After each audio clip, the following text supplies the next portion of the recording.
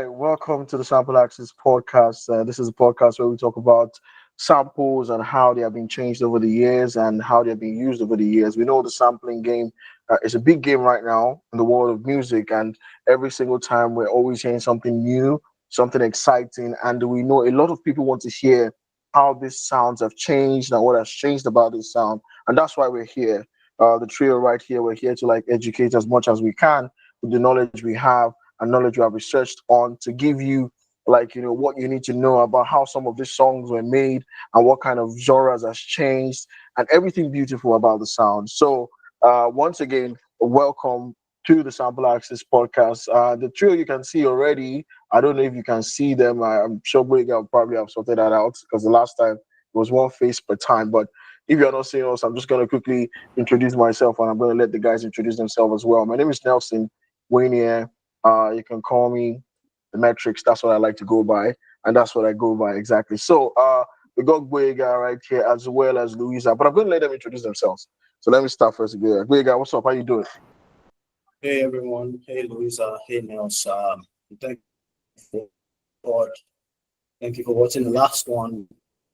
Yeah, I'm just a Yeah. music lover, music enthusiast, and we get kicking. This is episode 86 of the pod, and yeah, it feels exciting if I do say so myself, and we're looking forward to a good time.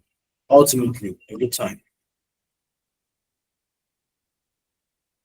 Yeah, Louisa, let's hear from you. How's it going? Hi, everyone. Hi. So, as some of you may know, my name is Louisa. She's Louise on social media platforms, just like Boyga. I'm a music enthusiast who mostly deals with Afrobeats. And welcome to another episode. Let's get into it. Oh yeah, true.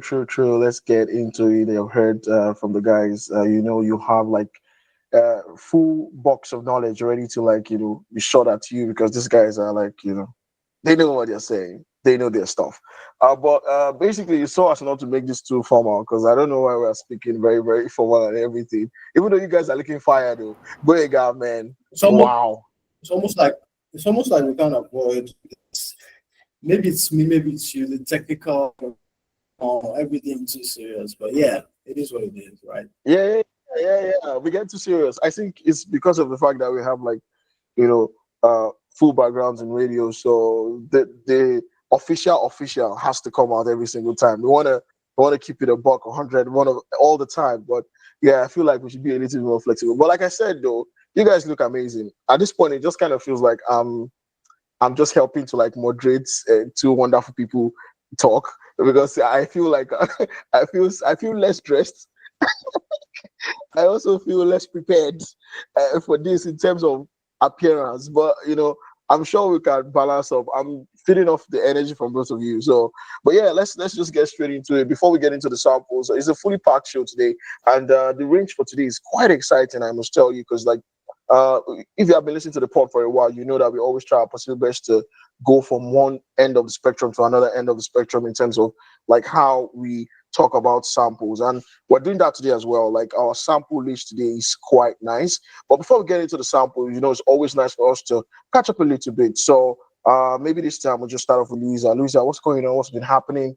It's been like what, 3 weeks ago or almost 4 weeks ago that we recorded, right? If I'm not mistaken. So what's new? What's going on? Like what's happening with you in general? With me, nothing much, just the usual waking up, working, nothing special, and listening to music, most importantly. Yeah, Yeah, so right. I've just been creating content, working. I've been crocheting as well, which is a hobby that I have, but I don't really like to do because it's very stressful. Yes, and just checking out underground artists because I've discovered quite a lot as of recent. And Hey, I'm telling you, that's nice. Nigeria is full of talent. It's packed with talent. And I think it's just amazing that the talent is limitless and it's endless. And yeah, so that's just what I've been up to, listening to upcoming artists, playing or perfecting my hobbies and all that. So Oh, okay. nothing big, nothing special. Oh, and I'm going for a concert today. I really hope it's nice. It's a Joe Boy concert, but knowing Joe Boy, Okay. praying that he delivers as usual. Okay, okay, that's cool. That's cool. That's a good one. Go ahead, guy. What's up with you as well? What's happening? What's going on? Yeah, economics. So as much as I'm an enthusiast, I'm an enthusiast now big on Wait, guy. economics because This your network. how about Your now? network. Is yeah, yeah, it's better now. Better now. Go on, please. Oh, hopefully it doesn't shame me. So yeah, I the regular stuff, listening to music. I've been home for a while. I mean, after school, I've been laid back at home most of the time, not a lot of things going on. So I use that time to read economics, understand society. I'm a big fan of Okay. politics, not fun in that sense. I want to know what's going on in the world. You will find me watching and reading a lot of economics nowadays. Apart from music, yeah, rap music, old music, traditional Nigerian music, Fuji music, you will find. And today, I'm also going for an event in Ibadan, Love in the Boulevard. It's an music event type thing. I don't know if you guys have noticed Okay. that rave is in globally. I used to watch some R&B type. It's just an R&B set. You and your friends go there and dance to Joe, Ashanti, and old R&B music. They are bringing that to Ibadan, and I'll be going there. Okay. All right. That's nice. That's nice. Quite nice that you have somewhere to go and like chill and listen to music. It seems like you guys are both doing music stuff today, which is cool. Well, I'm not. There's nothing like that happening in Finland, so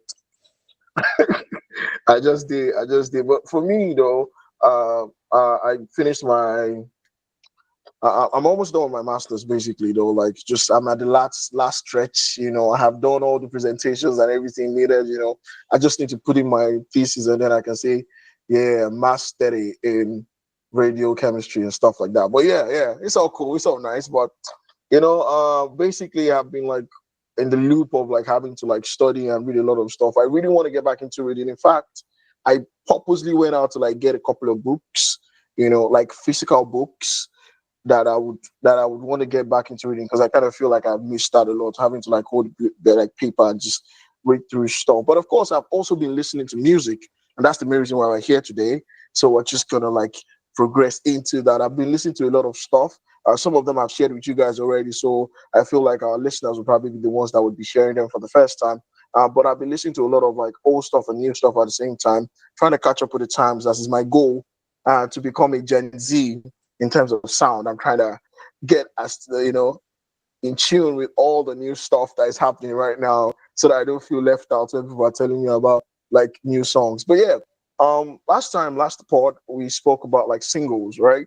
Singles that have been dropped this year. And I said that instead of doing like singles this next episode, we're just gonna go straight to the albums. And we already have a couple of albums, and I'm sure you guys have all listened to each of these albums. So it will be easy for us to get into it.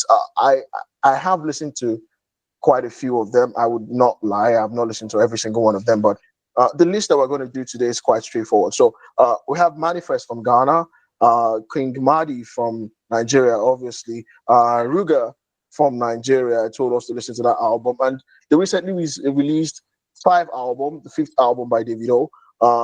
And I listened to something personal, but then before we get to that, so I want to start with Manifest. Louisa, let me ask you first and foremost: did you listen to Manifest's album, like the album by Manifest? Did you get to jam the album at all? You have caught me. No, I think it's fine. Honestly, let me say this though: it's fine if you don't listen to all the albums, right? And these are albums I just called randomly. I know you're a music enthusiast, but I don't expect you to jam every single song and every single album, right? So if it is King Madi or whatever, I just wanted to know if you had the chance to listen to Manifest. Manifest, I didn't get a chance to listen to him, Okay, unfortunately, but I did listen to Five by Davido, which I think is unavoidable at this point because he's basically, yeah, yeah. collaborating with different things, and it's unavoidable. But yes, unfortunately, Manifest not yet. But from Five, I guess I can talk about it now whilst we're still on the topic. Oh yeah, please do, please do. I love CFMF. Not a lot of people like it, but it just stuck with me. And Holy Water, I was not expecting the combination of Victoni and Musa Keys to actually go hand in hand, but it's a very beautiful song in terms of production and everything. You can just hear everyone playing their part, from the producer to Victoni to Davido. But if you listen to the song internally, like as a whole, and pay attention to people individually, the producer especially, then you will see that a lot of time and consideration was put into that song. There's With You by Omale and Davido, which is currently making waves. That was produced by Tempo, and Tempo is a very interesting producer, if I'm to say. And I like the song personally. The guitar on that song just got me at the first listen. And there's also 10 Kilo that people are jamming to. And there is the song that he recently dropped a video for. I don't really remember. But Five is the album that I've been listening to and Offer me, analyzing. sorry for interrupting. Yeah, yes, The song you dropped out, yeah, it's Offer Me featuring Victoria Monet. Yeah, that was that, the weird one for me. Very that's weird pairing. it was interesting with the Listen, guitars. That's one thing that caught my attention again. But yeah, that's basically what I've been listening to on Five. yeah, right. All right, Can I okay, that's just, really good. But I wanted now we're to, on five. Oh, okay, go ahead, I guys. Were just you trying to wanted say to something? say Please, it's please go on. Go on. off of me, off of me, then it's pronounced or it's spelled off of me, which doesn't make sense in that way. So it's off of me, off of me. It's American off of me. It's crazy. I don't know if you guys, that's like how the Uh, song is. aha. And it's kind of, I didn't pick up on that actually, but thank you very much for giving us the quick lesson on that Guega. I think we can as well talk about like Fight the album now, being that Lisa has pushed us to that, even though I wanted to start with Manifest, but it's all good, it's all nice. We have like the list is quite nice. The album is 17 songs, 49 minutes. I've heard the album at least three times now, three times, and one thing I would say is that I really like. I wouldn't say it's the perfect album in terms of how it's been put together, but I like the way it started. I like the way it ended. I don't know if you guys understand what I'm talking about. The way this, like the way it started. Like I'm always big on like intros. Of course, we didn't get something like intro this time. It was more, just chill, like basically like a talk. I like the way, the beginning of the talk, like as if it was properly introducing us to an album. It reminds me so much of like Folu Storms on Show Them Camps, Palmwine Music, Express. Is it Express? Yeah, the primary music that SDC dropped, where Folu Storms was been talking a whole lot on the album for skits and all of that, which is normal in like albums. It was quite nice. I really liked that as well, and I like the way it ended with Omale's "With You." I must say that towards the end, I was kind of like, I was thinking to myself that Davido always does this thing where he has at least one song that is instantly like, you just hear the song and you're like, yeah, I know this is gonna bang. This is gonna bang, right? But I was like, these songs are like songs that we would need to grow. I mean, apart from the songs that we already had out, like Awuke and Funds as well. No, all those songs are songs you have already heard because they're singles, so you already know they were like, good enough to be on the album, right? But like I was waiting for that one video song. An example of this is Lala featuring CK, in the album. That's I think it was A Good Time. Is it A Good Time or A Better Time? A Good Time is the first one. AGT, A Good Time. And then A Better Time, we had like intro as well. And there's always, one song that just does that thing for you. And I was waiting for the song. And at some point it felt like I wasn't going to get it. And then With You came out or came through my ears. And I'm like, what the heck is happening? I don't know. I'm like, okay, definite goosebumps. I think this was what I was saying in my mind, and this is me being honest. I think I've seen a couple of videos online, and I agree with them. When Omale finished his verse, the only thing I was thinking in my head is, how is Davido going to top this? What's he going to do? Because I'm like, Omale has already finished the song. Because I'm like, what is he going to do? And then I hate Davido's parts, and I must say, I love Omale's part in this song, but Davido did the job and did it well. Like 10 points out of 10 for how to deliver on a song like that. Like this is a song that listening, this was first time listen for me though. I heard that and I'm like, this sounds like an Omale song that Davido is about to be featured on. So what is Davido going to do? Even though it's his album, what is he going to do? And he did a really good job. So I wouldn't want to score it yet because I still feel like there's still a whole lot for me to like, take it in terms of like the songs, and I feel like it will grow on me. So I would like Boyega talk a little bit. Let's hear what's up. Boyega. There's a lot to say on five, right? I'm just going to throw the question out. Maybe you guys can answer later. How does this compare to Timeless? I know Nelson really liked Timeless. And I wonder, how is it evolution? Is it better? Whatever. But the album, I have a 3-part on the album. Just my 3-part because I don't want to. There are some songs that I skip anything. F and F, I leave it. I like it a lot. See, I'm not saying that's my part. I will go back to that set. I really like Titanium. I really like Holy Water. This Louise was talking about the masterpiece that is Holy Water. Musa Keys, Tony, David, and the producer. It's master level performance, really, because Musa Keys from Unavailable, you can tell his voice is really, really special. And Victoria has shown us multiple times that he's really that guy when it comes to songwriting and delivery too. So I think the Holy Water might actually be the best song on the album. That remains to be seen. That last song, what's actually looking with Omale? I didn't see the track and then just rose up to critical acclaim, and I think it's one of the biggest songs now that people are feeling. And it just shows that from track 1 to track 17, introduction, you have to give props to the A&R and the team that worked on it. Victoria Monet may have been best applied in my view. That is a superstar.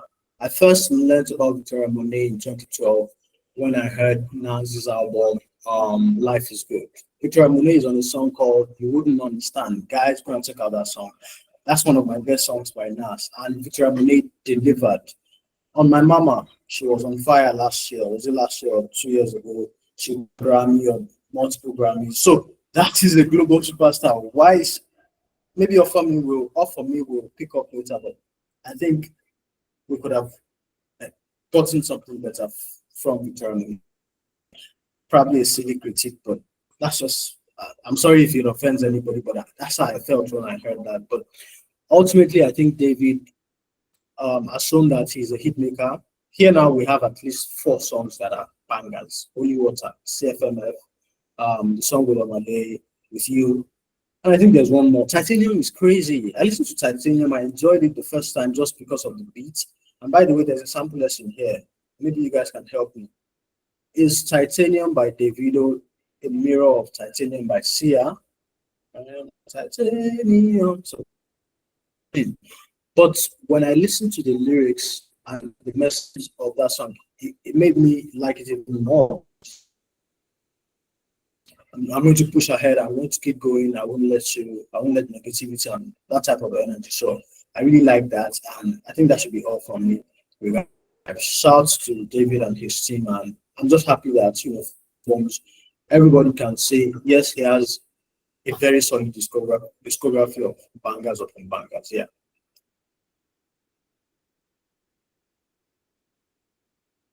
Well, yeah, I think I'm going to let Louisa talk on that question or answer that question first before we move any further.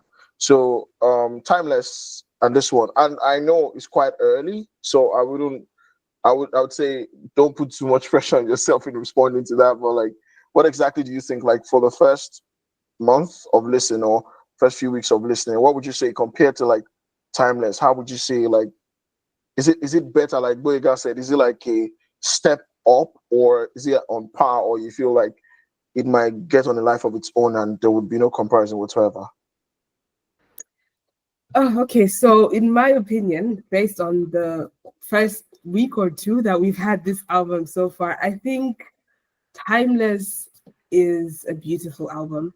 And why I think it's beautiful is because I feel like it might have come from a place of deep inspiration. Like something drove Timeless. And I mean, from what happened in his family, losing his son, to maybe like having his wife or something. But I feel like Timeless was driven by something as compared to this one that we have now. Lyrical wise, I don't really feel the same way that I'm feeling for Timeless, which is why for now, Timeless is the top of my list. But the thing with Davido's albums is that it grows on you. So Timeless took a bit of time for me to actually understand what was happening. Like for the road, it took a bit of time to actually sink in. A song like Legends Can Never Die took time to also sit with me. So I guess for me, it's too early to judge, but at the moment, right now, based on how I felt with Timeless at first listen and how I analyzed it, the lyrical content and everything, and the production, I feel like Timeless was on point. But time will tell. Maybe you can ask me in 2, 3 months and I will have a different opinion on this. But for now, Timeless is my winner. Yeah, okay. Before we move on to the next album, I think I would have to answer that question as well. I feel like it's unfair for me to speak on the comparison of Timeless to this album because I feel like in its time as well, just as Lisa said, and I'm a big fan of Timeless. I really like the album. I didn't like the album like immediately at first or anything. Like I wasn't one of those guys that were like, oh yeah, the album was great. No, but over time, I love everything about that album. I think honestly, after a better time, no, after a good time, I think this is like the closest, like that I would say Davido has dropped like Timeless. I mean, it's like the closest in terms of like how good they were. But every other album, I've always been like, yeah, a couple of hits, but as an album, it's not it. So, but I don't know how I feel yet about this album. If I'm being completely honest. I like a few songs, just like Boyega with You. I think it's going to be an Insta banger, and I really hope they don't make the same mistake like they did with Timeless by pushing some other songs instead of pushing some other songs. I'm sure you guys understand what I'm talking about. I felt like Kante could have done so well. I felt like Felix could have done so well, but we all just kept on dancing to Unavailable. And it annoyed me, but I understood from like, these guys are bigger heads. They understand what is working. They wanted something that was going to be like, maybe international one way or the other. But for me, I just felt like the wrong songs were pushed. But then this album, I feel like we already have something. Oh, yeah, I That's want to say something. Yeah, please go ahead. yeah. That song Paul was it wasted, unavailable. There was a remix by with Sean Paul of unavailable, and it just didn't go nowhere.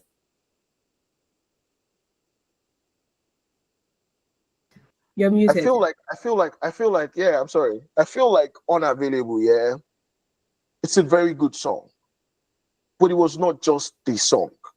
You know how every album has the song, right?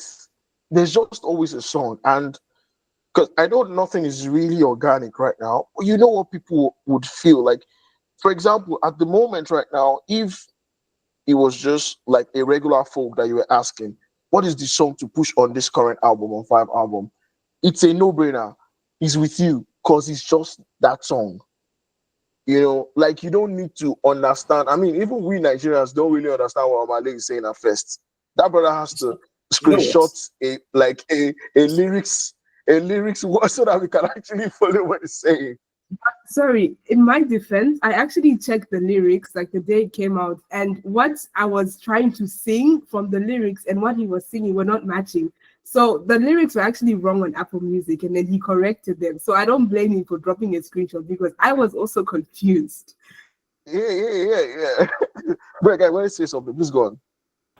Yeah. You were saying that the song to push now is with you. Nobody really knows. That's the thing. You would think it's with No, you, that's and no. then you I push it. haven't. I haven't finished my statement. That's why I said if you ask a regular folk, right? Like you ask me a random person on the road, I'm like, of course, with you seems to be. That's what I was about to say. It's not organic, but it's organic as well because it's not organic in the terms that, like, all of everything right now is system based, and you need to find a way to put your song in the right places and let it. But this one seems like people just like it. People just like the sound, they enjoy the sound. So as a regular folk, one would just say, you guys need to push this song. But then you would be surprised that they might be pushing Holy Water or pushing Offer Me with Victoria Monet because obviously you want to get like a larger audience, right? Yeah, yeah, I I want mean, holy water. Jesus' name, thank you. yeah. So, but like, same to right. But the A&R guys would pick that. I love Victoni so well. So I'm like, I don't even need to explain how much I love like the Holy. I'm like, this is perfect. Victoni on any song right now. Victoni and Omale are the hot boys at the moment. Those guys touch your songs, and it's just it's golden. Whatever they are doing, whatever they are saying, at this point they just cough that is good enough. Because they are doing really good stuff, and they are actually they are one in one with whoever they are working with in terms of like a producer or like an artist. They always try to work it. I'm sorry, I have to digress for a second, but Victoni's work on Ludo with Charlie Poppy, I still do not know how they came together to make that song. Because I'm like, at this point, I'm shouting, okay, but then give me space. Like just because of Victoria and Shiny Poppy, I'm like, wow. So these guys will be able to get stuff out of there. But honestly, I wish them all the best. I want to see the video up there again. It's been a while, if we're being completely honest. It's part of the big three. We say big three all the time, but the video hasn't been out there like the other guys. I mean, Burner and Wizkid. So I really want them to like, push this, and I hope the album like comes good for Davido. Great stuff for me though. I really like it. So yeah, but let's quickly move on to the next one. I'm gonna do this quickly. So if we don't have anybody that's listening properly here, we can just move on to the next one. King Maddie's album. Louisa. Okay. So I've listened to it, but if I'm to say at first listen, I think favorite cycle caught my attention. To me, it sounds like Lucid Dreams. I don't know if you know Lucid Dreams by Juice WRLD, although that song is also a sample. Yeah. But it has that vibe somehow, and that thing just keeps ringing in my head, and it keeps making me revisit the song. So in the whole album, I think for now, that's what really like stuck with me. And I think also a lot of people can agree because people are making memes of this song. People are doing TikTok trends with the song. And it's like one of the songs that she didn't really need to push it because it was good. And I've not really seen other songs catching the spotlight. So for now, it's just favorite cycle. I don't know. Something about me is I might put my music on shuffle one day and discover a song and fall in love with it after I've had it for like 2 years, 3 years. But for now, favorite cycle stuck with me so much. And that's the one song that I can really recommend. I mean, I'm not saying that other songs are not great, but this one really just stuck with me. And I can talk about it for hours, but I will not do that. And I'll just let Boyga talk about what he has heard on the album or what he enjoys on it. So again, I haven't listened to. I listened to some of the singles, but I don't have a comprehensive view or a comprehensive analysis of the album. I think that in the place of my analysis of the album, I'll just say that there's something about big artists and promos that makes it sort of easier to want to listen to them. So David built up this anticipation. King Maddie did a good rollout too. She did listening parties. There was a lot of promotions. But when it's a first album and she's not big three, some of us do not, which is not necessarily a good thing, do not really give them that ear. We're just waiting for the big guys to drop or your faves to drop, right? So I think that's the thing about the King Maddie album and the Blueprints. But I know that Akanchawa, one of those favorite cycle, and one other were really trending. And I think I'll give the album a listen at some point. over the next few weeks. But I did listen to Manifest album. So when we get to that part, Oh yeah, okay. So for King Madi, for me, first and foremost, let me just talk about the name of the album. The album is called The Blueprint, which is quite nice that she could come out and just put that out there. I feel like that's a very confident title. I love that. I mean, what are you if not confident, right? And 13 songs, 35 minutes. I'm still one of those guys that I don't really understand why an album would be like 13 songs and it's 35 minutes. I'm used to having to listen to like, Dynasty for an hour, or like, Cool and the Gang for an hour, or even something from like the 90s where these guys, I mean, you guys still get like when Chris Brown drops an album, you're getting 30 songs, and they're like full on over an hour of listening. But I get it, like the attention span of people right now. Honestly, Boyga, and I'm ready to stand corrected. Honest, I feel like the even though the rollout was nice, I don't feel like it did like the job perfectly. I don't know, because this album seems like, I mean, this is from King Madi. King Madi had dropped songs and an EP, if I'm not mistaken. So, like the King Madi in 2023. So she's already like known, like she had already done enough for people to. I love the song with Buju as well. Everybody knows like King Madi already, and the fact that she dropped an album that she named The Blueprint, and it doesn't have like a lot of listens. And I'm not even saying I don't expect it to get like 100 million. It could get, but I'm not saying it's a numbers thing for me. I'm just saying people are not talking about it. you're talking I'm about still critical puzzled as to acclaim. why. Yeah, It's not. I'm not. Yeah, I don't want it. I don't want it to sound like critical acclaim or stuff like that. Because also, I'm a kind of guy that enjoys like stuff from like SDC that wouldn't get like loud talk, but we all know it's perfect. But I feel like King Madi already had like she had that wave. It's like she had enough impetus to go to become the it girl. At the moment, I'm sorry, I'm taking a quick segue, but like we're talking about the lady right here. At the moment, Tiwa still remains the mama of the industry, and it still doesn't look like anybody's ready to take that mantle away and make it theirs. And then somebody as King Madi, young lady, had already dropped her first stuff from at the age of 17. She's already doing great stuff. And then, she comes up with an album called The Blueprint, puts a collection of songs, 13 songs together, already has like 2 or 3 of them that are doing so well. And it just kind of slowly went under the radar. I'm honestly not happy about that. Yeah, fair enough. But when we started this episode, I remember Louisa saying that she's discovering many artists. She's been listening to underground artists. So this is like 1 million plus one artist all over the place, competing for airtime, competing for your data on YouTube and Spotify. Twitter, before you scroll twice, there are two artists advertising. There's one music influencer talking about this person. Tiwa just dropped. Ira dropped. Roger was so you have a very busy market. So the game changed over the last 10, 20 years. It changed drastically. If you go on TikTok, you scroll twice, there are 2 songs advertising, because TikTok is actually music advertising. Everybody adds a song. So if there's a song you like and you scroll 5 times and you find 3 videos, you're likely to go to Spotify if you like that song to stream that. So it's just a busy market. Having said that, King Madi is young. She did very well. American Love is a very beautiful song. Ole is a good song. Beautiful song, beautiful song. Very American Love, beautiful. beautiful So song. she Love it. she was able to score that one jam. I think she did a remix of one song like that with Chloe. I don't know the title of the song, but she Pink scored Vision. one.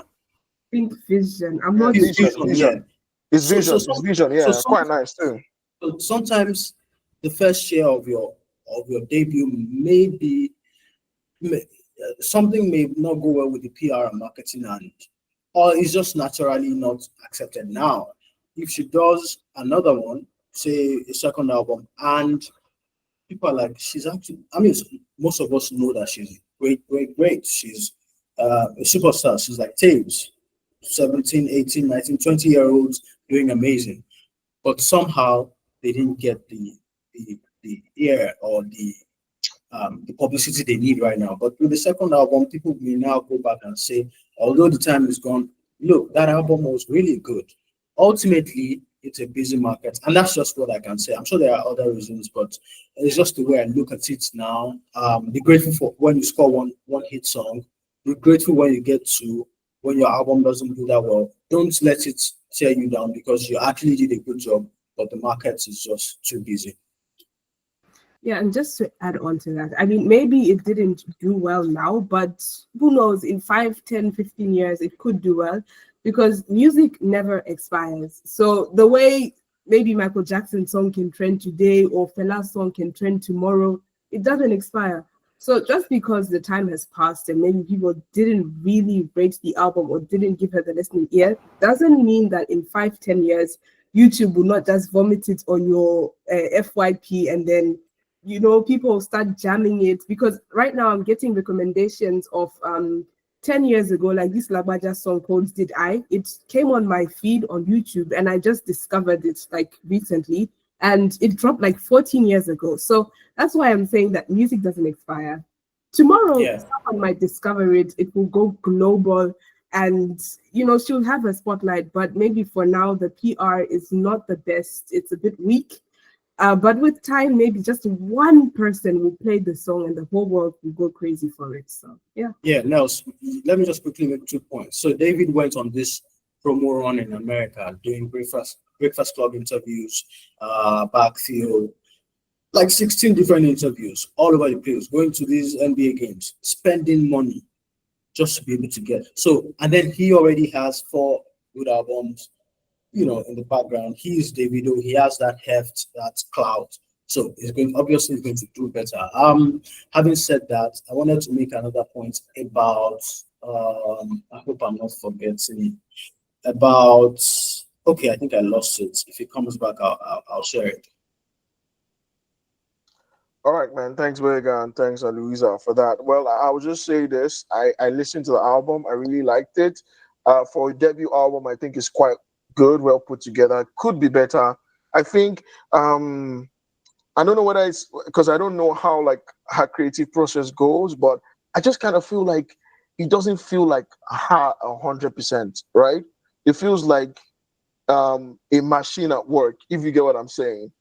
Is like, oh yeah, we need to do these songs because it would be nice. We need to, because I felt like the first one she did, it was more raw, like my kind of song, what I like. She worked with the people that she's comfortable with, like, but now she's now King Maddie, like a superstar, and now they're trying to make her okay. You have to be this way, that way. I would like to call it like the Motown reset. When you're like that guy, and then like you go through some artist development, and they want you to be presented a certain way. So I feel like that's the only thing that I think. And this doesn't mean that the album was bad. No, it just doesn't feel like. I remember what she did with Buju on Ole, right? Ole, Ole. It kind of felt very, this is her, Natural. this is her thing. Yeah, this is natural for her. This is her flow. This is what she's used to. But then you hear songs like Ali Bumaye or like Give Me Your Love, and I'm like, oh, well, these are quite nice songs, but they feel like they are made for you to like them, or to like they were trying to make people perceive you this way. That's the I only mean, you problem can't I had with the entire album. you can't avoid that. You have to step out of your Yeah, comfort but zone. I You have do, but to I understand. I understand you kind of avoid that, but I just feel like I'm all for like system development. I'm all for it. But at the same time, I don't want it to be like the only driving force. For example, when you're making an album, that's why I'm always going to be on the neck of Burna Boy. I'm like, Burna Boy, do what you want to do, but drop a collateral damage for me. Do what you want to do, but drop, these songs that we like. Drop on the low for us in an album. Do all the African sounds you want to do, or like the international sound, but drop on a low for us. Let the boys have one, even if it is a bonus track. Just drop on a low for us. If it is a bonus track, drop collateral damage, drop African Giants, drop all one or few of the songs. And I think there can always be like a mix or a balance as well, especially when new artists are coming on, so that they don't get sucked in by the system. But I wish King Mari all the best. I really can't. I'm standing with what Lisa said. maybe in a year or two, or maybe in 6 months, she's gonna blow up again and have like 2 or 3 songs out there. I would really, really be excited for her. But then I'll just quickly round up this because we have spent enough time on the albums. But just to round off, I think we'll talk Manifest. Maybe we'll talk Ruga later. Ruga is out there doing his stuff, but Manifest, wait, quickly. Yeah, before I go to Manifest, King Madi, I mean, we are saying she didn't get enough attention, but there's another guy who I talked about with my friend Tomide a couple days ago. And what we're hearing is that Oxlade, quote unquote, may have been slightly blacklisted, and he dropped an album that didn't go anywhere. It's probably doing, worse than King Madi. I mean, it's just an observation. Sorry, I do have something to say about that too. No. Let's not. Sorry. It was an aside. So save it for another day. Okay. I'll save it for another day. But Oxlade is a superstar. Yeah. That's all I have to say, though. It makes beautiful music and it's a superstar. Manifest is my second or first. So I saw between MI and Manifest, my favorite African rappers. MI is the GOAT, obviously, but Manifest speaks to me in a certain way that I like it very much, and it all comes from this particular album, Nowhere Cool. I think that album is probably 2016 thereabouts, but Nowhere Cool by Manifest. I really like that album. Okay, just imagine this bar. Universities even pay for my keynotes, so even when I quit rap, I won't be broke. Keynote speaker, university lectures, things like that. So he's a really, really witty rapper. He's also an intellectual. So Money is that guy. This album, I think, of course, is different from what he was doing 12 years ago. This one, I think he has a deal. I think he has a deal with Mass Appeal now, like, Nas movements. Mass Appeal is like an imprint with Nas, and you see him going to New York, going around promoting in America. And I think that, of course, this album is quite elite Manifest generally is elite. It's very different. That's the way to say it. I don't want to say it's senior or something, but you can tell the difference in his material. This particular one that I really like, I'm a hip hop head, so when I see him dumbing it down too much and introducing too much Afrobeats, I get jealous, but of course it is what it is. FTYD featuring Aries from South Africa is that song that really, I think, is the best rap, not best, but is my rap song of the album, and he's been doing some promoting of that song over time. Features include BN, Darko Vibes, Experience, Lee Lewis, Toby, Tinia, The Caveman, and Flea, and so on and so forth. Many features on the album. I think there is a particular sweetness or alertness to the sound of the entire album that I really like. Ultimately, I like the hip hop songs more. A song like Safe Place and songs like Safe Place and FTYD are my favorites. And yeah, King Promise from Ghana, Hang My Boots. That song is doing very well. But Manifest has always tried to give you the African beats with rap, which is what we call rap food beats, whatever you want to call it. He gives you the hip hop songs, hip hop, but then he gives you the very handy go, African dance hype beats. So yeah, I hope it does a lot better than it's currently doing. Money is promoting across the world, New York, London, Ghana. We've not seen him in Lagos. Nobody doesn't really want to come here, but he has good friendships with Nigerian artists, MI, Burna Boy, and yeah, it's just exciting to see that Money, one of Africa's biggest and best rappers, is still out playing. Yeah. Yeah, I probably would say something before. I don't know, Louisa. Let me start with you. Did you contribute to? Did you listen to the album? I don't think you did. Did you? She already said it's cool. I didn't, but because you mentioned the caveman, after this, I'm going to. Okay. Yeah, I was gonna say, like, for me though, I love Manifest. I think you and I have been talking about Manifest for so long now. So we've been following him for a while. So I think we're like proper fans. And I really this album. I'm like, it's refreshing. Refreshing, why? Because you know when you listen to an album from start to finish, and it just feels like, yeah, this is what like we should be getting from like rap artists, like that infusion. Exactly what I was trying to explain with King Madi. Do the songs that you know that people would like. Do the songs that you know would sell, and also do the songs that reminds us of you. For me, even though it's not the most hip hop song on the album, Puff Puff featuring Caveman was awesome. Because I'm like, yeah, this is exactly what I'm talking about. You know that, and the fact that it was kind of very strange for me because when I heard the song, I thought Ghana High Life immediately, and I'm like, wow, who would have thought that that Nigerian artist would bring into a Ghanaian uh, rapper's song to give the high life feeling, right? It's quite strange, right? But then it is what it is. It's the fusion of sounds and how beautiful it is. I think Caveman killed it. Being and Darko Vibes as well. Yeah, I didn't really like Darko Vibes. It just kind of felt like it felt very fast, honestly. I think the song was too short for me, honestly. 2 minutes for 3 seconds. I didn't feel like it felt like Manifest just held down the song and they were just like pieces to the song and not like a part of the song as you would expect from a feature. The King Promise song is probably the one that would maybe do more numbers in terms of like the area, Hang My Boots, because it's quite nice. King Promise actually did a very good job on that as well. But FTYD is the most hip hop song on the album and I love it because Aries as well killed it. His lines were nice, everything was good. The bars were there. It sounded like the most hip hop. Like it wasn't. There was nothing. Honestly, though, I don't think there was anything African about that sound. Was there? It was just pure hip hop. It was energy on Let's energy, not right? let's not get started because hip hop started from Africa. So what are we saying? Yeah, yeah, okay, okay, okay. All right, go ahead, guy. But yeah, good album altogether. Like the numbers are not great yet, but of course it's 2025, so you can push on, and he's currently doing the marketing as well. And I'm sure like he will drop some videos as well, which will also complement the album. But yeah, I think that's about that. I'd also just to talk about our South African guys quickly. Little Soul released an album in 2023 called The New Age Quato. Yeah, if you like Quato music, please listen to the album. Solid stuff. Solid stuff. I, I also wanted to Go on, please recommend go, go. quickly to Louisa.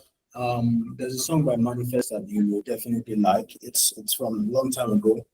Forget Them. Search for Forget Heard Them. it actually. I heard it from the. Oh yeah, nice. I got to find out about it from the podcast. So yes, I've heard it. Oh, nice, nice. So yeah, that's one. That's my. I think that's how I Yeah, found forget him them is out, good. and then it went on and on. So we can go on to other Yeah, things. yeah, Yeah. yeah. I think we actually found out about him at the same time actually. Forget them, man. But then I had watched the video a long time ago, like when it first came out. So I knew about the guy for a while. But yeah, okay, let's move on right now and then get into the samples for this episode. Thank you guys very much.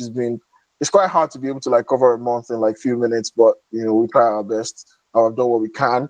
And also, just before we go ahead with this, like, well, I've heard a couple of things from some of our listeners, the guys that are listening and are also watching the videos about like music being played. Honestly, we have been working on that, but yeah, it's not been quite successful. But we keep on working, trying to improve as much as we can in terms of like playing music as much as we can. At first, we used to play music in the early days of the pod, but we got a lot of letters online, emails, reminding us of copyright. So we had to like bring it down a little, but now we think we might have a way to be able to incorporate the sound. So surely in the next few episodes we'll find a way to be able to set up properly so we can actually play the sounds for you. But right now we're just going to go straight into the samples for today. One of them is quite interesting because like when you hear in the Reebok of the night on Instagram. There's this particular audio that was very big at some point. It was so funny where this guy was trying to call into the show like, "Can you play me Reebok of the Night?" And then the OAP was trying to figure out what exactly he was talking about, only for him to realize that it was actually the Rhythm of the Night by Corona, and that went crazy at the time. This song was sampled for Bad Boys 3 that was released about 2-3 years ago. of course, Bad Boys for Life, the most recent one is quite good as well. 3-2 was awesome. That one had the song The Rhythm of the Night, and Ritmo was the name of the song, and it was done with Black Eyed Peas. And also, My Life by Slaughterhouse and CeeLo Green was also released as well, sometime 2011, 2012. And it did okay for about a year before it kind of like went down because, of course, we have so many songs coming out. But you know what, Boyega, this is the part where I keep quiet. Please take us away. You won't keep quiet for too long, my friend. But let's get into it. Um, Rhythm of the Night, Reebok of the Night.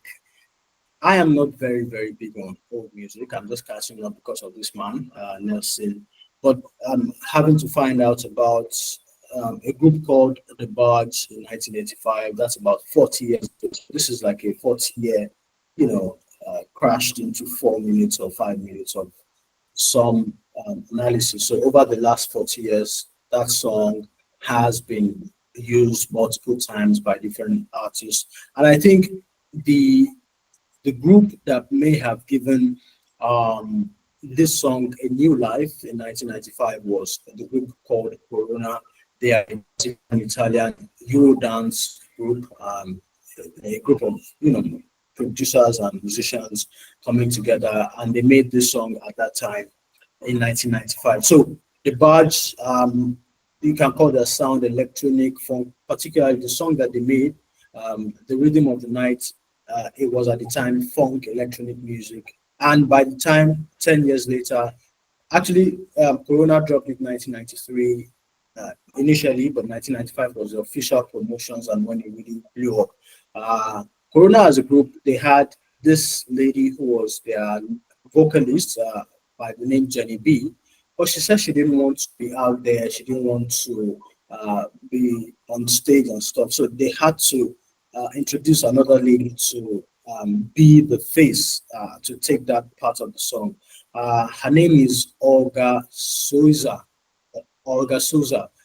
That's the vocalist who fronted for that song called The Rhythm of the Night. So 1985, the Bards, 1995, and that's Corona. Go ahead, Nas. Yeah. Just to quickly say something before Vega continues, because I don't want us to have to go back to this. So in 1985, Right. the album by The Barge was released.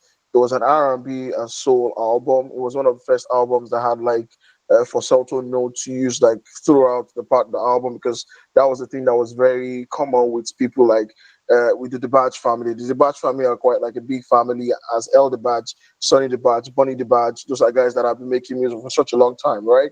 And also an interesting thing about it is that even though they were a group in 1985, that entire album, only song that they worked as a family and as a group on was that song, Rhythm of the Night. Mm. Every other song on that album was done by El Debarge and El Debarge alone.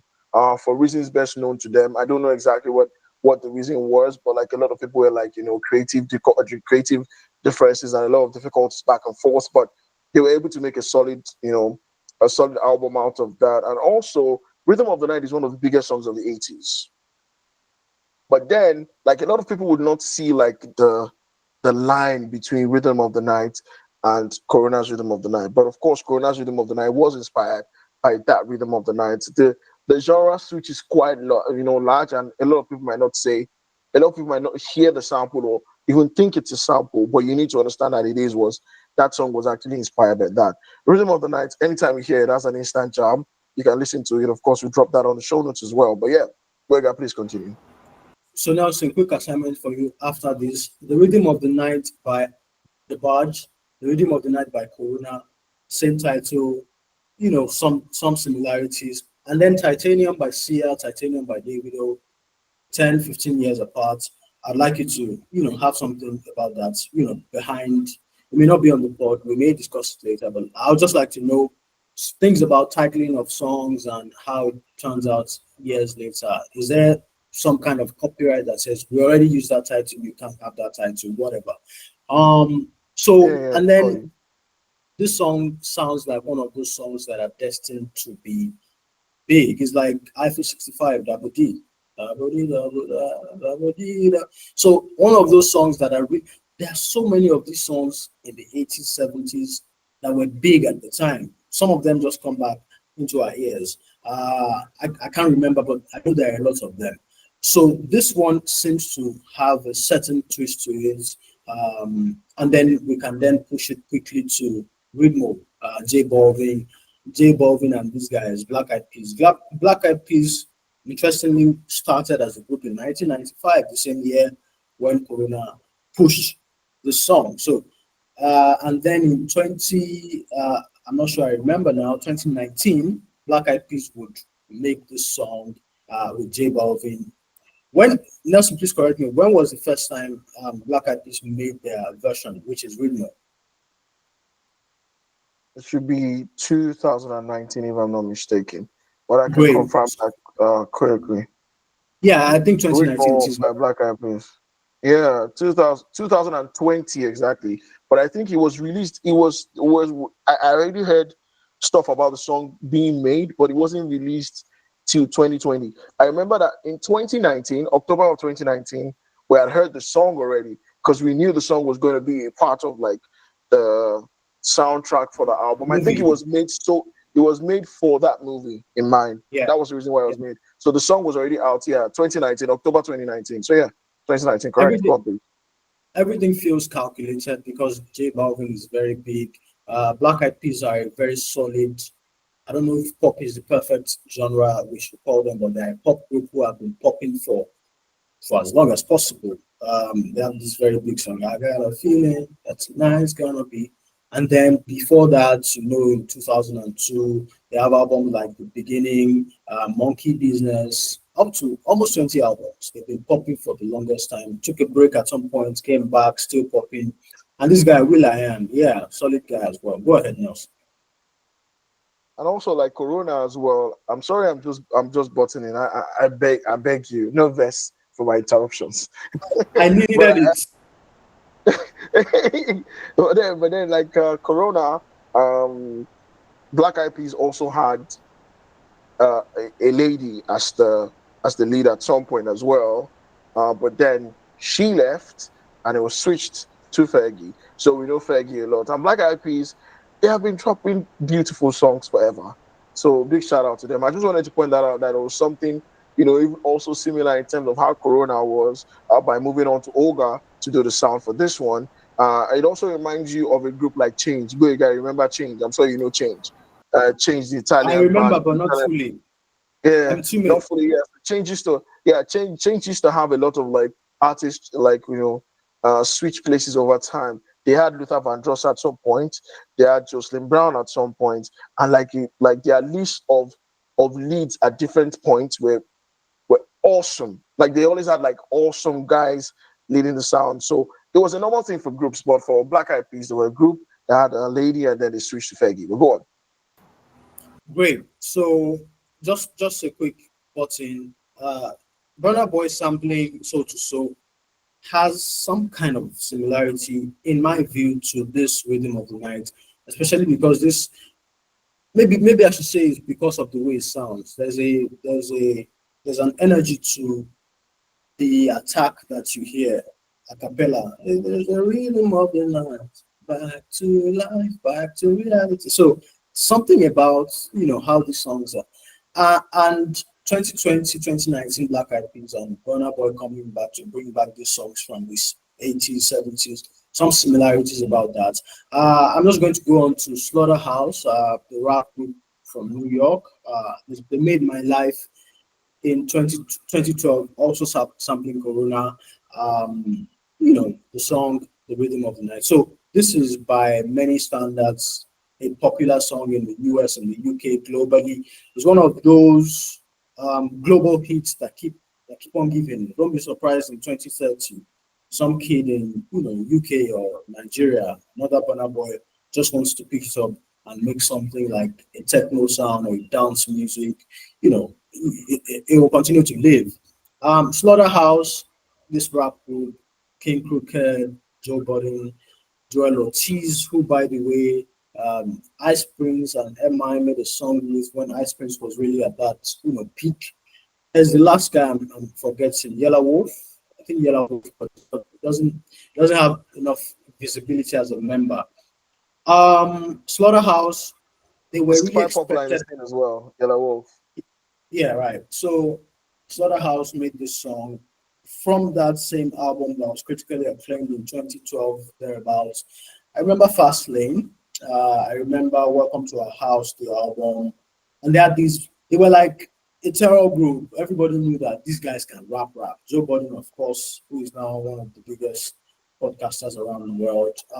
So this song featuring CeeLo Green. I didn't know CeeLo Green was that big. And he has a tiny voice. So yeah, I mean, I should say I didn't know Silver Green at all. So they also sampled that song. So all in all, I can just wrap up my rants. Production with Corona was the Brothers. The Rapmo Brothers produced that Corona record, which is really, they probably get a lot of the credit for the sound that the song became. The Debarge Group, of course, production was with Richard Perry. So that can be said to be the original father of this idea, and then he has continued to go on to go on since then. Nelson, you can help me if I'm missing any parts of the story. I just think it's one of those songs that live on for long. If you could rank songs that are dance pop, big around the world. I'm sure at some point you have a group like what's is it Lakeside? No, Cherish. This group, Cherish. Remind me, Cool on the Nelson. gang, cool on the gang, Put on the gang. Yeah, cool on the groups gang. like that would have a place on a list of global electronic dance records like this one. Yeah, enough said.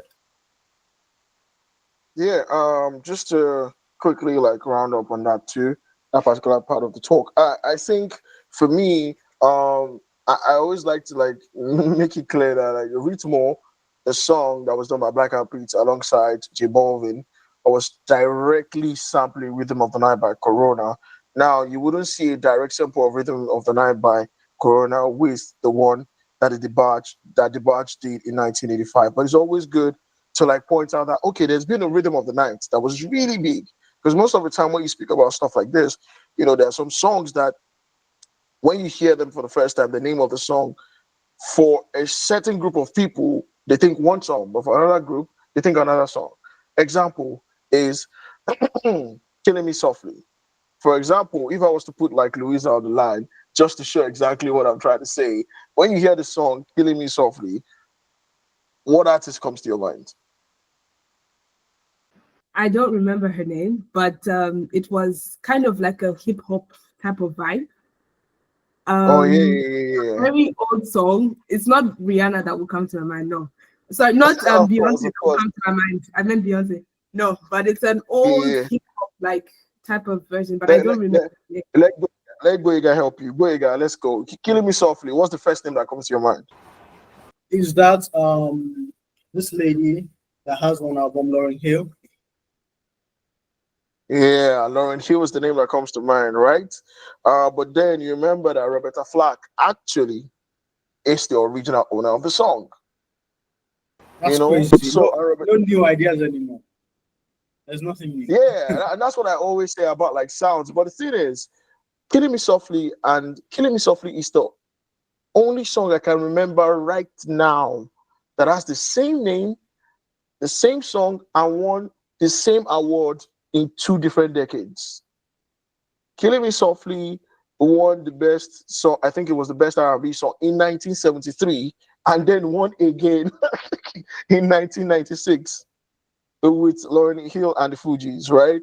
And the reason why I'm pointing this out is that in this case, those two songs are the same songs, just sung differently, right? But in the case of Rhythm of the Night, one is major blockbuster, different vibe, Jivey Records time, where everything is jivey. But the one with Rhythm of the Night by Corona is done in a electrical like way and it's completely different. And I like what Boyega said as well. I think I would like to see songs like Cherish or Good Times by Chic that was done in the late 70s as well. If they're going to be redone in like an electronic version, just to remind people how good it used to be. But yeah, that was a good one by Boyega. Boyega, thank you very much for giving us like the talk on that one. So Ritmo by Black Eyed Peas sampled Rhythm of the Night by Corona and also My Life. And I need to add as well there are 58 other samples, at least 58 at least other samples from Rhythm of the Night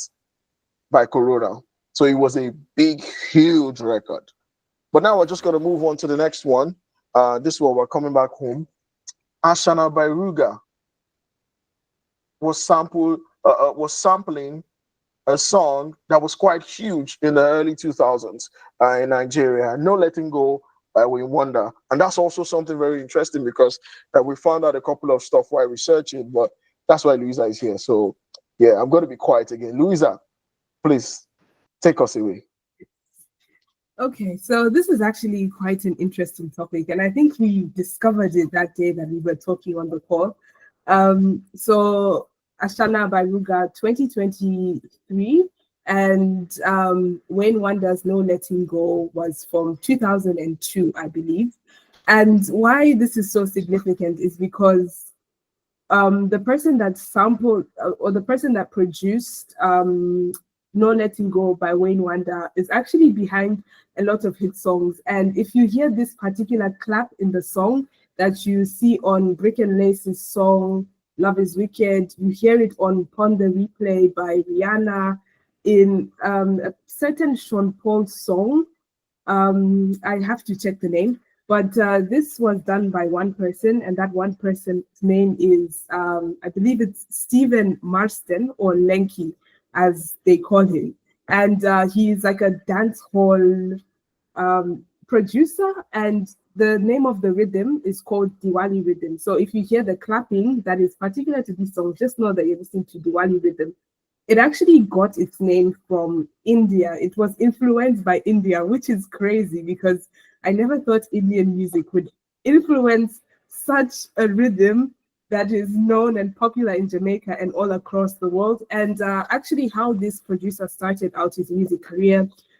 His grandmother was a pianist. He went on to learn piano at the age of 13. At 18, he was called and he was playing at concerts and doing tours as well. And after that, he did a bit of production work, working in the studio. And from there, he was touring with Buju Batson. How do you pronounce that name? I'm so Buju sorry. Banton. Yeah, Buju Banton. Yes. He was. Yeah, that's a legend, by the way. Legend, big legend.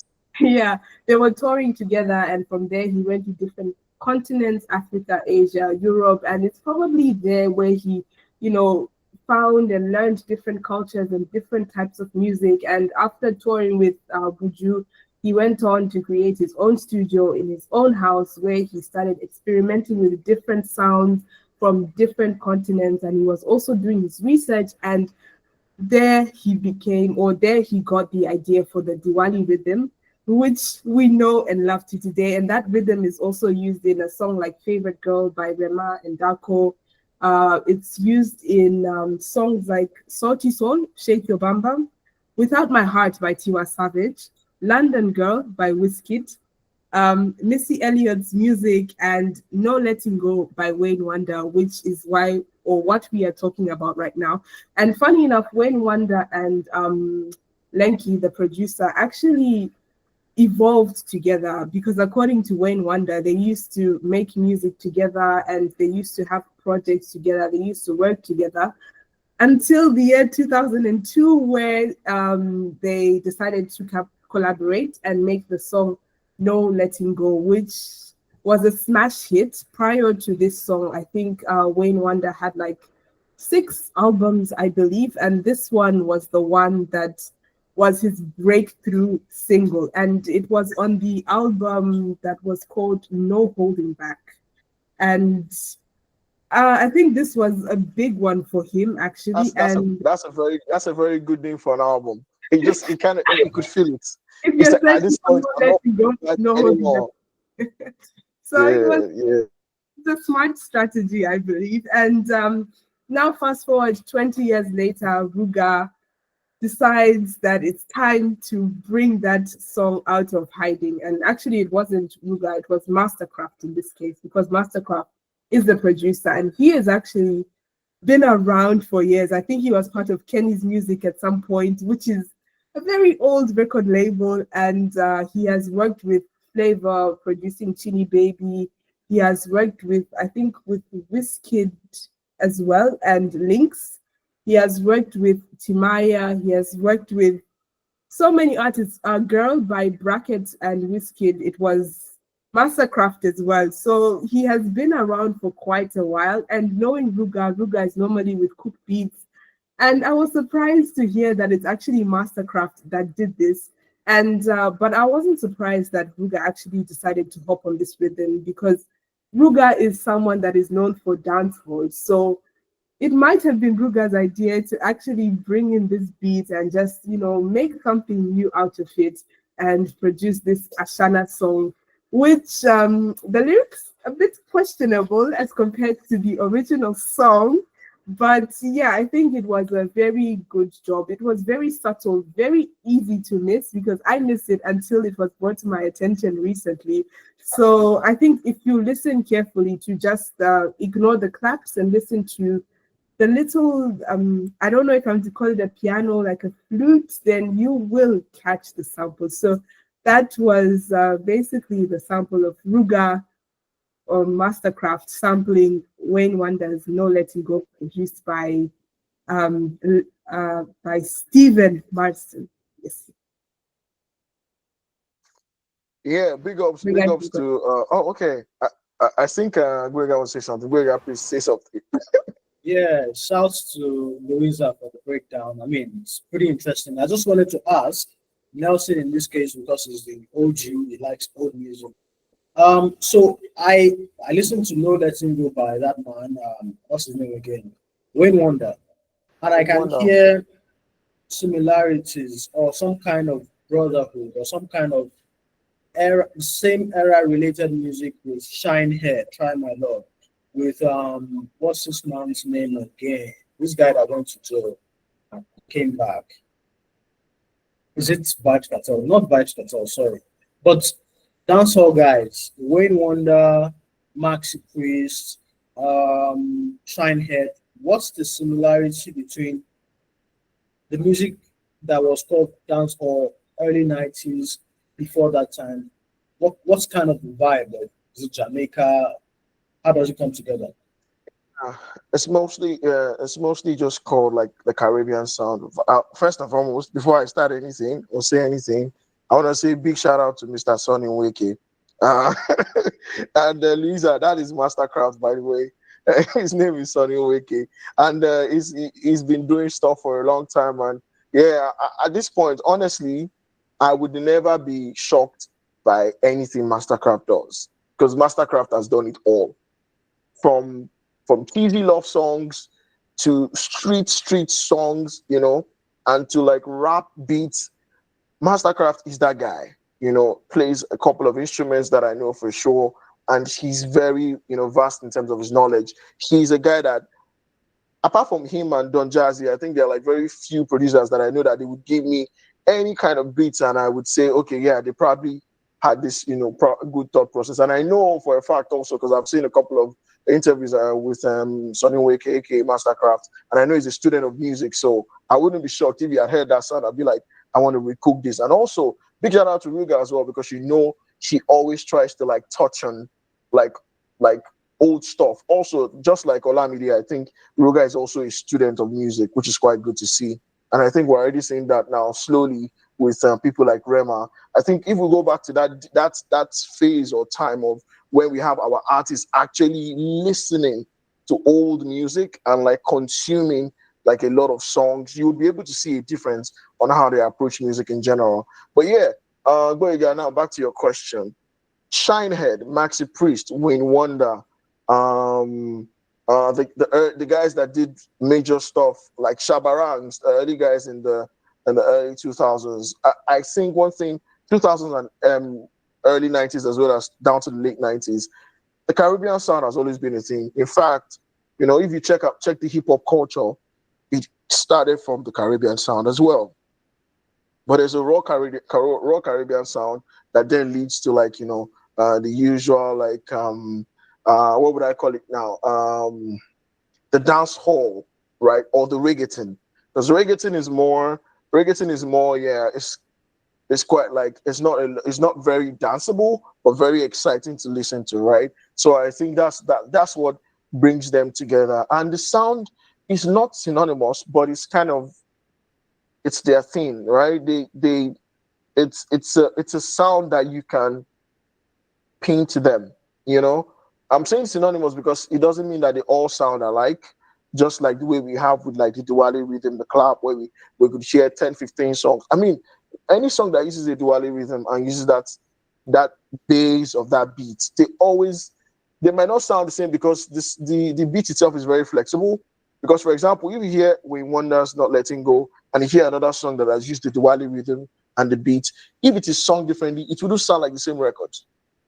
You know, it's like Love Is Wicked by Brick and Lace. I'm sure there was a lot of stuff added to it as well, but it doesn't sound the same as, it doesn't sound the same as No Letting Go. I think the beat itself is very malleable and flexible, and that's why it's done like that. But the Caribbean guys have been doing it for so long, and honestly, every single time that like you hear like a Caribbean sound, you can tell that it's going to be a feel good song, it's going to be an exciting stuff. So yeah, and not so much in terms of how aligned they are, but like yeah, I think Shinehead um would be more hip hop Caribbean than the others. Maxi Priest was more R&B Caribbean. Of course, Maxi Priest is going to sing songs like "Close to You," and he's going to do a little bit of "It was a Jezebel with the whips and cream, living alive like a bash." So there's going to be a little bit of this and that in the music, but I think also you can think of them as a good mix of drinks, of Caribbean drinks. So they have like the base of reggaeton, and then they have like some liquor from hip hop, and then R&B, and they just mix it all together, and it just sounds really nice. I'm a big fan of R&B music. And just to point You out know too, what I also, get? No Letting Go, No Letting Go was a huge song in 2002. So I think anybody that was there at that time probably knows about it. Go ahead, please go on. You know what I get from your analysis just now? I think that, early 2000s, Sean Paul was in America popping. Now, I don't know how many artists between that time continued the Caribbean legacy in America or in the UK, but Coffee is that girl now. And she has a song out, I think, tomorrow or today. She has shown, won a Grammy at 19 or 20, and she can turn out bangers. She makes really good songs. So I think Africans, Nigerians in particular, have taken over that the opportunity or the chance that Caribbeans had 90s and the 2000s. That these guys had, and that's Burna Boy today, that's Wizkid today, featuring Dave and Marley.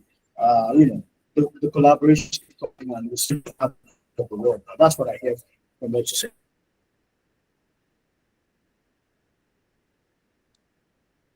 All right. Thank you very much for that, good guy. Yeah, well, Louisa, let me go back to you one more time. Anything else you want to say about like the music?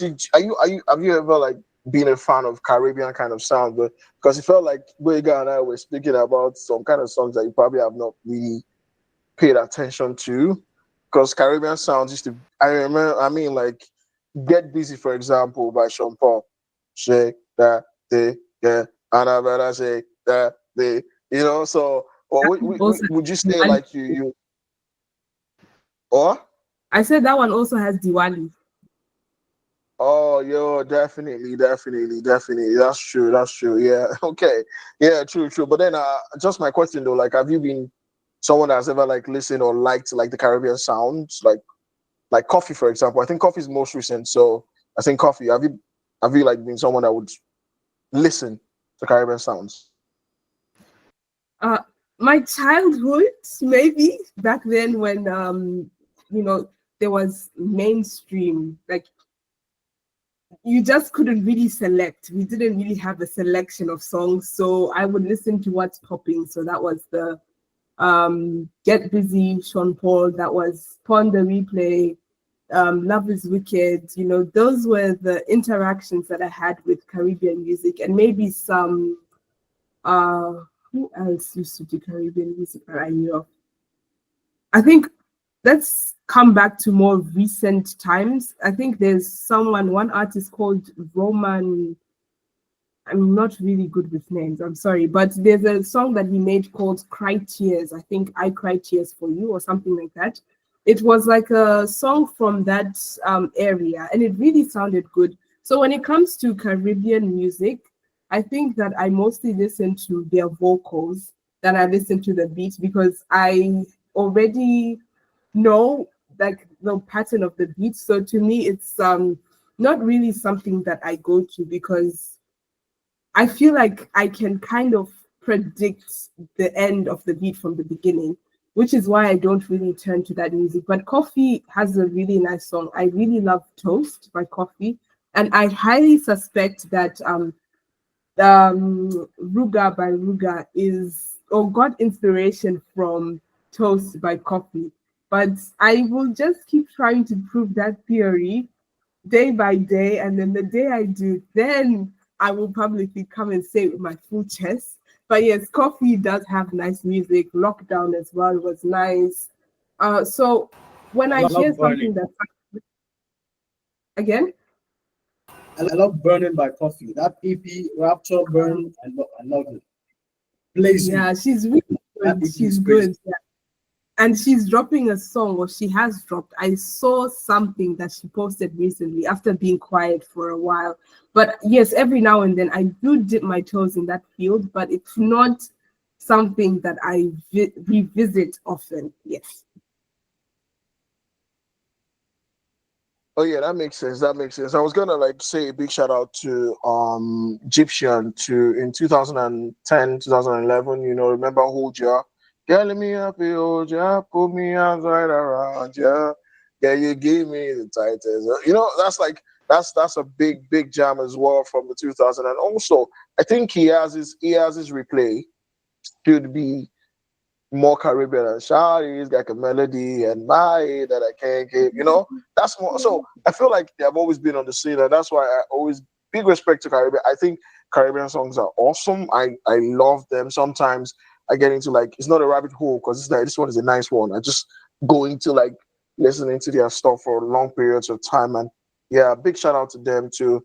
I know they held down the early 2000s for most people, but that's good stuff basically. Good stuff from all those guys. But yeah, boy, guys, just before we round up quickly, I don't know whether we got a couple of messages from listeners about what they have been listening to lately. So, if we do not have any messages, okay, maybe also we'll just remind them again. So, if you're currently listening or watching the pod and you've been able to watch from the beginnings at this point, we love you guys. Say big thank you to all of you, but also tell us what you're listening to lately. Tell us what is going on with like what exactly are you liking in music? What are you not liking in music? It could be like some sort of message, and also get to comment on the videos as well. Let's know exactly how you feel about music lately. Yeah, I want to hear what 2005 has been so far. Are you liking it? Do you like the sound? Do you feel like we should try something different? Do you feel like we're not doing well enough? Or also, I want to hear from our listeners as well. What's your number one song in Nigeria and also in the world as a whole, like your number one song so far this year?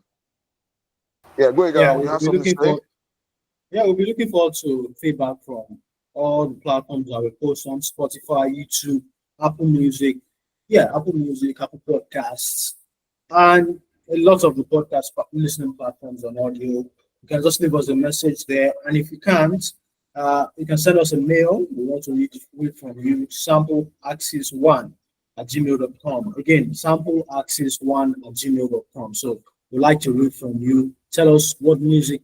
Really, we want to have like a sense of what the atmosphere of music is around different people, wherever you are in the world.